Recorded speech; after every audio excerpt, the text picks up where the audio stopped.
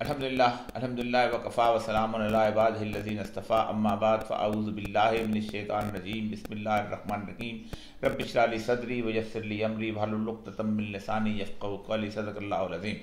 मौजूद ख़ातिन हज़रात, जब कभी ज़लज़ला आता है, तूफ़ान आता है या जंग व जदल होता है और उसके साथ साथ अगर कहीं सैलाब आता है तो मैं हमेशा आप लोगों की खिदमत में हाज़िर हो जाता हूँ। उसकी बुनियादी वजह ये नहीं कि मैं आपको एक ख़ास हवाले से डराने के लिए आता हूँ। ये डराने का काम सैयदुल अंबिया सल्लल्लाहु अलैहि वसल्लम के साथ साथ 1,24,000 पैगम्बर करते रहे और उसके बाद ये उस उम्मत के ऊपर ये फ़र्ज़ है। व कज़ालिक जअलनाकुम उम्मतन वसतन लितकूनू शुहदा अलन्नास लियकून रसूलु अलैकुम शहीदा। तुम एक उम्मत वसत पैदा किए गए हो ताकि तुम वो गवाही दे सको जैसे तुम पर रसूल गवाही दिया करते थे। आप सल्लल्लाहु अलैहि वसल्लम ने भी खुतबा हज्जतुल विदा के अंदर जो आखिरी पैमान दिया है अपने सहाबा का और कहा कि क्या मैंने तुम तक अल्लाह का पैगाम पहुँचाने का हक़ अदा कर दिया? तो सहाबा ने कहा हाँ बिल्कुल आपने हक़ अदा कर दिया। फरमाया फिर जिसने ये पैगाम सुना है इस पैगाम को आगे तक बढ़ाए। तो इन पैगामात के अंदर दो चीज़ें हर नबी के साथ जो हैं वो वाबस्ता रही हैं। एक ये कि वो बशारत देने वाले यानी बशीर थे और दूसरे वो डराने वाले यानी नज़ीर थे। डराने की कैफियत आज के दौर में कुछ ज़्यादा हो चुकी हुई है क्योंकि हमारे आमाल की वजह से ये सूरत हाल पैदा हो चुकी है कि अल्लाह तबारक व तआला की नाराज़गी जो है हम पर ख़ास तौर पर बार बार हो रही है और हमें अपनी अलामतों से अल्लाह ताला बताता है कि मैं आपसे नाराज़ हूँ। अल्लाह तबारक व तआला की का वो फरमान जो कि सूरह अल-अनाम की उस 65वीं आयत के अंदर है, इसको बार बार मैंने आपके सामने पेश किया, इसको दोबारा पेश कर देता हूँ। कुल हुवल कादिरु अला अन यबअसा अलैकुम अज़ाबम मिन फौक़िकुम औ मिन तहति अर्जुलिकुम औ यल्बिसकुम शियन वयज़ीक़ बासकुम बासबात।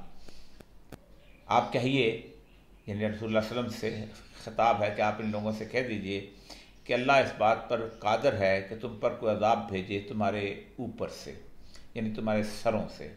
जैसे हमारे यहाँ सैलाब आया है और अब तक हम उस सैलाब की तबाहकारियों से निपट ही नहीं पा रहे। ये तुम्हारे पाँव के तले, यानी ज़लज़ला आता है और यूँ ज़मीन घूमती है और झूमती है और उस झूमने के बाद तमाम बड़ी बड़ी बुलंद वाला इमारतें जो हैं वो ज़मीन बोस हो जाती हैं। या फिर और यल्बिसकुम शियन, तुम्हें ग्रोह ग्रोह में तकसीम करके एक दूसरे से भिड़ा दे और तुम्हें एक दूसरे की ताकत का मज़ा चखा दे। ये भी हमारे यहाँ अब आम है और मुसलमानों में बहुत ज़्यादा ये चीज़ है। इस मामले के अंदर अमूमन एक मंतक दी जाती है और पूछा जाता है कि ये अज़ाब जो है उन लोगों पे क्यों नहीं आता कि जो कि ईसाई हैं, यहूदी हैं या अहले यूरोप हैं कि जो किसी भी खुदा को नहीं मानते।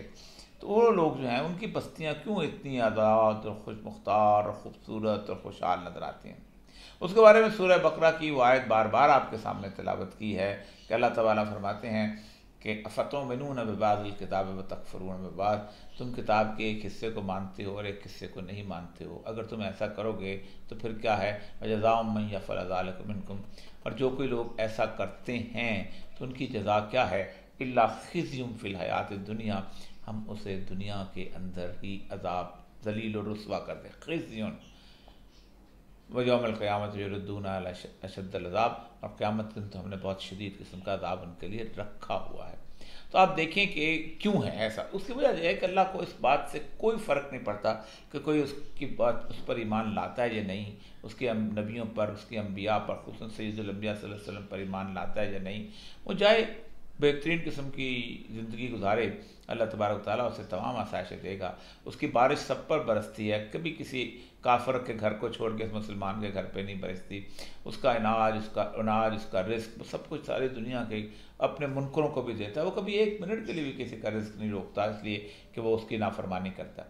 तो वो कहता है कि देख लूँगा मैं, क़यामत दिन मेरे पास आओगे तो फिर खुद देख लोगे कि तुम लोगों ने जब इनकार किया था उसका नतीजा क्या है। लेकिन जो मुसलमान हो जाते हैं और जो इस कमिटी में दाखिल हो जाते हैं, जो इस क्लब की मेंबरशिप इख्तियार कर लेते हैं, जो इस एकेडमी के अंदर दाखिला ले लेते हैं, फिर उनको डिसिप्लिन की पाबंदी जो है वो लाजम हो जाती है। फिर अल्लाह ये बर्दाश्त नहीं करता कि मेरे उस पर दस्तखत भी कर लो दाखिले के, उसकी मेंबरशिप भी ले लो और कहो कि मैं ये काम नहीं करता। वकील भी बन जाओ और कहो मैं अदालत के अंदर काला कोट पहन के नहीं आऊँगा। जिम खाना की मेंबरशिप भी ले लो और उसके साथ साथ कहो कि मैं क्लोज कॉलर पहन के नहीं आऊँगा। ऐसा नहीं हो सकता, आपकी फ़ौरन मेंबरशिप कैंसिल कर दी जाती है। अल्लाह ताला मेंबरशिप कैंसिल तो नहीं करता, लेकिन आपको झंझोड़ता रहता है, क्योंकि दुनिया के जितने भी अजाब हैं ये बुनियादी तौर पर आखिरत के अजाब से बचाव के लिए झंझोड़ता है ताकि आप उसकी तरफ आ सकें। इस मामले के अंदर अब जो अजाब है उसके अंदर रसूल अकरम सल्लल्लाहु अलैहि वसल्लम की बहुत तवील हदीस है और ये बड़ी मशहूर हदीस है जिसमें 72 अलामतें, ये मैं आज आपके सामने पढ़ कर सुना रहा हूँ। ये तमाम अलामतें, इनमें से अक्सरियत हैं वो हम पे पूरी हो चुकी हुई हैं और उसके बाद ही हम देखते हैं कि ये सूरत हाल है। जब तुम देखो कि लोग नमाज गारत करने लगें, अमान ज़ाया करने लगें, सूद खाने लगें, झूठ को हलाल कहने लगें, मामूली बात पर खुरेजी करने लगें, ऊंची ऊंची बिल्डिंगें बनाने लगें, दीन बेचकर दुनिया कमाने लगें, रिश्तेदारों से बदसलूकी करने लगें, इंसाफ कमज़ोर हो जाए, झूठ सच बन जाए, लिबास रेशम का हो जाए, जुल्म, तलाक और नागहानी मौत आम हो जाए, ख़यानतकार को अमीन और अमीन को खाइन समझा जाने लगे, झूठे को सच्चा और सच्चे को झूठा कहा जाए, तोहमत तराशी आम हो जाए, बारिश के बावजूद गर्मी हो, औलाद गम गुस्सा की मूजब हो, कमीनों के ठाठ हों और शरीफों का नाक में दम आ जाए, अमीर वजीर झूठ के आदी हो जाएं, अमीन ख़यानत करने लगें, चौधरी जुल्म पेशा हों, आलम और कारी बदकार हों, जब लोग भीड़ की खालें पहनने लगें और उनके दिल मुर्दार से ज़्यादा बदबूदार और एलवे से ज़्यादा कड़वे हों, उस वक्त अल्लाह उन्हें ऐसे फितनों में डालेगा जिसमें वो यहूदी ज़ालिमों की तरह भटकते फिरेंगे।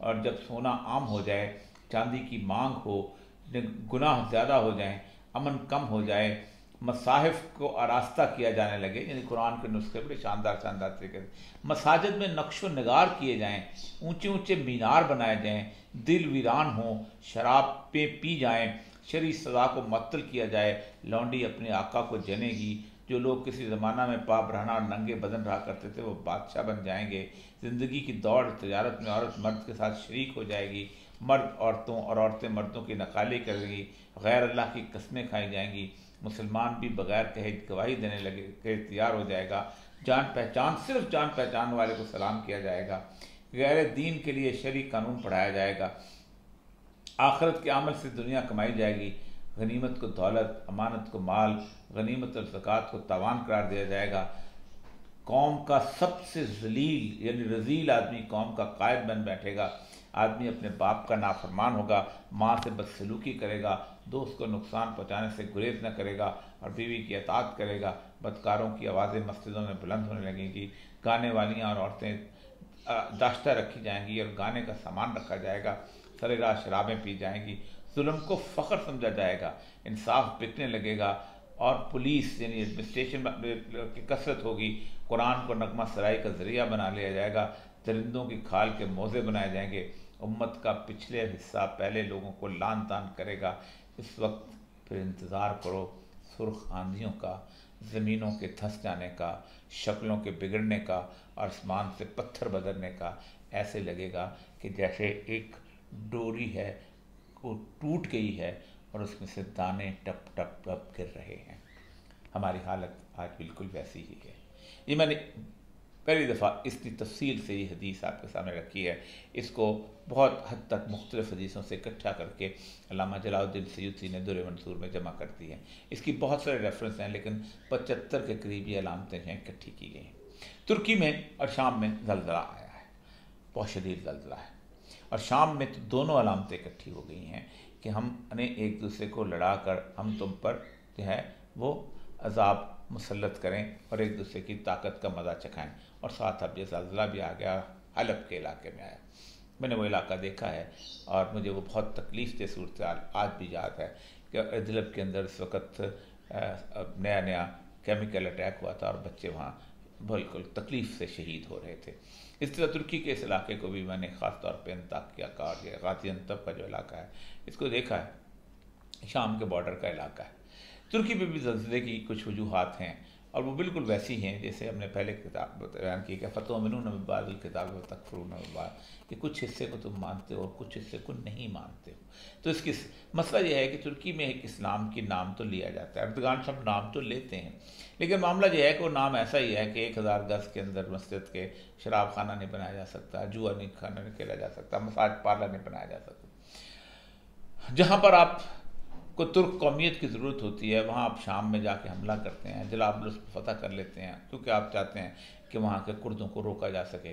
लेकिन पूरी उम्मत के मुसलमानों के लिए आपकी अफवाज नहीं निकलती। आप इसराइल के साथ बहुत किस्म की, जिसे कहते हैं, गुफ्तगू भी करते हैं, उसके बारे में फ्रीडम फटोला भी भेजते हैं, लेकिन आप उसके साथ ताल्लुकात भी रखते हैं, आपके पास तिजारत भी उसके साथ।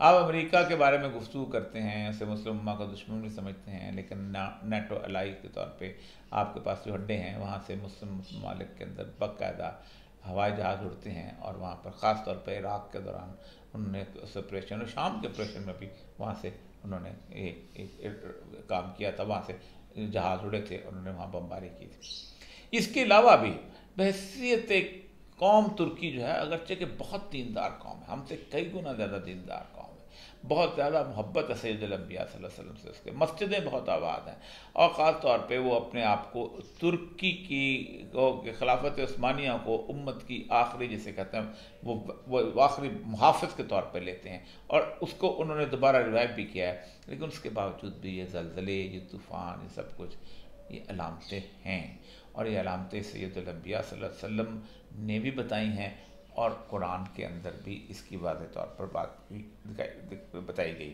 लेकिन आज इसको एक और तरीके से मैं देखना चाहता हूँ, और वो तरीका है कि आखिरी वक्त में रसूल अकरम सल्लल्लाहु अलैहि वसल्लम ने फरमाया कि इमाम मेहदी के आने से पहले भी मुख्तलिफ़ किस्म के ज़लज़ले आएंगे, और बहुत ज़्यादा ज़लज़ले आएंगे उस वक्त। और ख़ास तौर पर एक और चीज़ ये है कि आप सल्लल्लाहु अलैहि वसल्लम ने एक जगह फरमाया है कि ये इराक़ है, इसके ऊपर लोग जो हैं, इसके ऊपर सोने और चांदी ये कफ़ीर बंद कर देंगे, और शाम के ऊपर, और फरमाया कौन बंद करेंगे, फरमाया अहले अरब। और उसके बाद आपने फरमाया कि इस शाम के बारे में, कि शाम के बारे में भी यहाँ पर उनको इमदाद या खाना या खुराक बंद कर दी जाएगी। फरमाया कौन करेंगे, अहले रोम। अब अहले रोम जो है, ज़ाहिर बात है, टर्की से ऊपर के इलाके की तरफ भी सारे यूरोप के लोग भी आते हैं। इस वक्त इराक़ शाम के अंदर बहुत ज़्यादा ज़लज़ला आया है, यानी अगर 15,000 वहाँ मरे हैं तो यहाँ पर 10,000 के करीब लोग हैं वहाँ, और रिपोर्ट्स भी नहीं आ रही मुकम्मल तौर पर।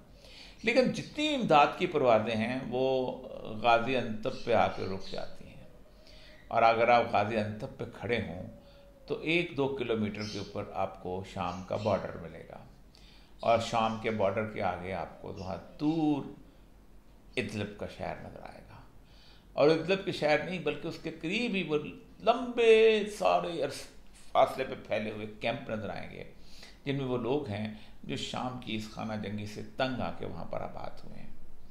गाज़ियान्तब में भी बहुत सारे शामी वहाँ पर आबाद हैं, आगे किलस में भी आबाद हैं, उर्फा में भी आबाद। 60 लाख लोग शाम से बेघर हुए, 10 लाख लोग बच्चे यतीम हुए हैं, 6 लाख लोग लकमा अजल बन गए हैं। एक क़यामत है जो अभी बरपा है और अभी चली जा रही है। और सबसे खौफनाक बात यह है कि इसको, जहाँ तक आलमी ताकतों में अमेरिका और उसकी लड़ाई है, रूस की लड़ाई है, जो कि देर ज़ूर के और फ़ुरात के किनारों के ऊपर है, देर ज़ूर के इलाके में, वो तो तेल का है। लेकिन बाकी लड़ाई जो है वो तो उम्मत मुस्लिमा की आपस की लड़ाई है, शिया सुन्नी लड़ाई है, अरब अजम की लड़ाई है। बशार अल-असद एक अलवी है जो एक अक़लियत से तल्लुक़ रखते हैं, और उसके साथ साथ बाकी उसके पूरे के पूरे लोग जो हैं वो मेजॉरिटी सुन्नी पॉपुलेशन, और फिर उसके इक़्तिदार को कायम रखने के कौन कौन मदद कर रहा है मुझे बयान करने की ज़रूरत नहीं है। उस शाम में अफ़गानिस्तान से और पाकिस्तान से ज़ैनबियून और फ़ातिमियून के नाम पर काफ़िले गए हैं जो वहाँ लड़ने गए हैं, और वहाँ मारे भी गए हैं, और उन्होंने वहाँ लोगों का कत्लेआम भी किया है। और ये काफ़िले बाकायदा ईरान की सरबराही में, सरकर्दगी में बाकायदा मुनज़्ज़म होते रहे, वहाँ जाते रहे। इसी तरह दूसरी तरफ से अफ़गानिस्तान से भी और बाकी जगहों से भी बहुत सारे काफ़िले हैं जो जबहतुन नुसरा वगैरह वगैरह से और इस तरह के उसमें जाके शामिल हुए हैं। ये मसलक की जंग खौफनाक हद तक शाम में नज़र आती है। वो जलबसुकुम शीयन वज़ी का बासकुम बासबाद, हम तुम्हें ग्रोहों में तकसीम करके एक दूसरे की ताकत का मज़ा चखाया। ये अल्लाह है जो अज़ाब भेजता है, जो भेजता है वही दूर कर सकता है। हम एक दूसरे के हवाले से, एक साइंसी तौजीहात के हवाले से बहुत सारी बातें करते हैं, हम मदद भी करते हैं।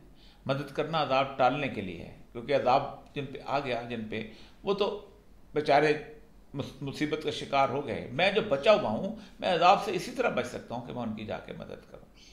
लेकिन अल्लाह से रुजू सबसे अहम तरीन चीज़ है ऐसे मौक़े पर। सैयदना यूनुस अलैहिस्सलाम की कौम के बारे में याद कराऊँगा।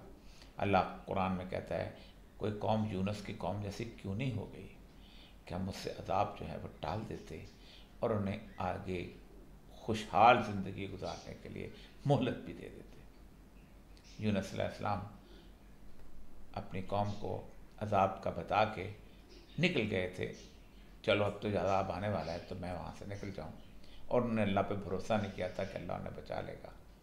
अल्लाह ने पैगंबर को कई दिन तक मछली के पेट के अंधेरे में अज़ाब का शिकार किया। अज़ाब तो नहीं कह सकते, लेकिन मुसीबत का शिकार किया। लेकिन उसके दूसरी जानब कौम को जब पता चला कि पैगंबर हमारे दरमियान नहीं है, तो कौम सजदे में गिर गई और इस्तग़फ़ार किया और अल्लाह ने उन्हें माफ़ कर दिया। क्या हम इस नाराज़गी के आलम में यूनुस अलैहिस्सलाम की कौम की तरह सजदे में गिर के इस्तग़फ़ार कर सकते हैं?